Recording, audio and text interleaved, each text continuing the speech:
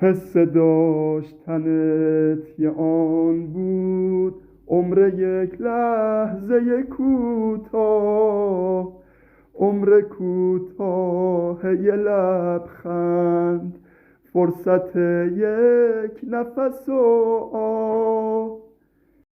اگه 100 سال تو رو داشتم، برام انگار یه نفس بود. با تو آسمونو داشتم، اگه خونم یه قفس بود.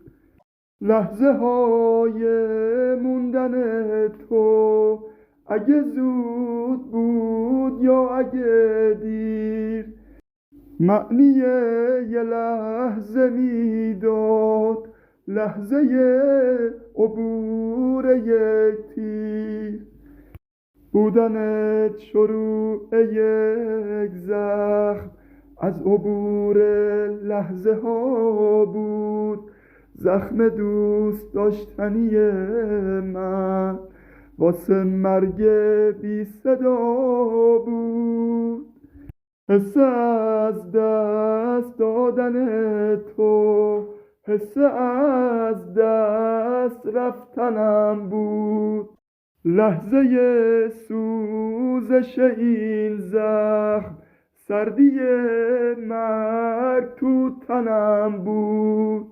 وقت خوب داشتن تو، هرچی بود زیاد یا کم بود.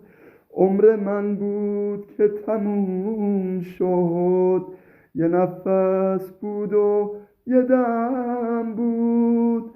عمر من از تو تموم شد، یه نفس بود و یه دم بود. عمر من از تو تموم شد، یه نفس بود و یه دم بود.